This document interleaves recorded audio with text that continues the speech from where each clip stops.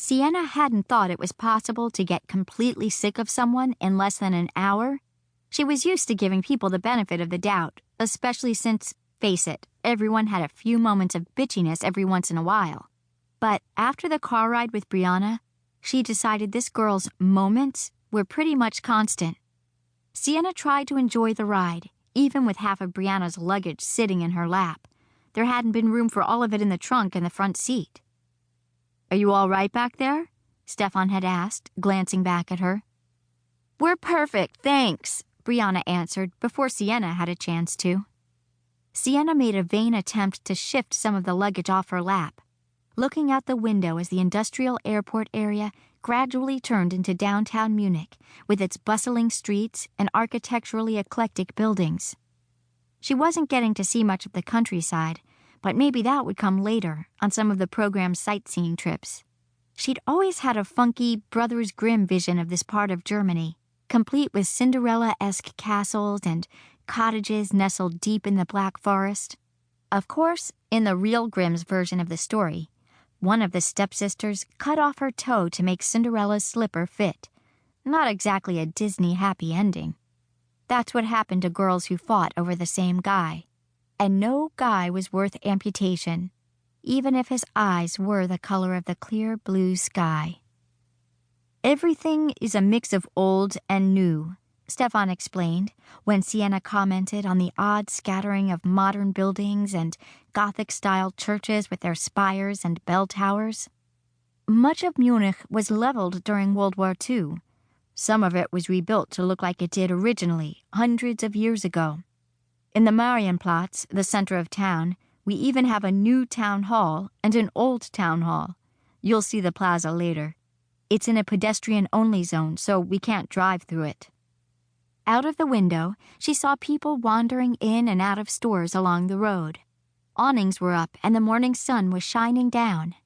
She kept her eye out for the older buildings, the type dripping in history that she'd always seen in photos. They were beautiful, but being this close to them made them seem more alien to her, too. Was this the type of world her dad had been born into? She couldn't picture him here, but then again, she couldn't really picture him anywhere outside Sweet Sarah's. She was happy to see that the city was full of shops, cafes, and beer halls. It looked like it was easy to get around on foot. She'd definitely have to check out the social scene ASAP. There was probably already an email from Lizzie waiting for her, pestering her for the lowdown. "I'll bet you know a lot of great clubs, Stefan," Brianna cooed from the back seat. "I've heard P1 is fab." Stefan swiveled in the driver's seat, his face suddenly animated. "It's next to impossible to get into. I made it past the bouncers last year with some friends once. We heard DJ Prektik." "Awesome," she said, turning on her smile. Then she glanced at Siena. "I'm sure you've heard of him?" Siena shrugged. Of course she'd never heard of DJ whatever his name was, and didn't care for that matter. But it was just too easy to play along at this game. She couldn't resist. "Nope," she told Brianna nonchalantly. "I'm more of a hotspot girl myself. You know, the LA club?" She and Foster and Lizzie had managed to get into Hotspot once and had danced the night away. But just because she'd only been there one time didn't mean she couldn't make it sound like she was a regular. She continued, "Orlando Bloom and his buds like to hang there. I'm sure you've heard of it." She threw Brianna a sweet, unassuming smile that was met by steely silence. Siena sat back, satisfied, but not before she caught a glimpse of Stefan's little half-smile in the rearview mirror. But Brianna wouldn't give up that easily. She bent partway over Stefan's seat, leaning toward him. "My dad said he could get me VIP passes to P1 whenever, if you're interested. He works for the embassy back home."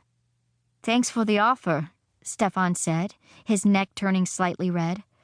"I'll let you know." Siena shut her eyes for a minute, willing Brianna to be quiet. The girl had apparently already picked her favorite boy toy, and Siena was just going to have to suck it up until the car stopped, which, thankfully, it did a few minutes later on a quiet little cobblestone street across from the university. "Here's the FCIP Schulheim, or dorm. It's called Liebenhaus, the living house, more often though. Stefan opened the car door. Now I'll show you to your rooms. You can freshen up and meet your roommates, then join everyone in the lounge on the first floor for orientation.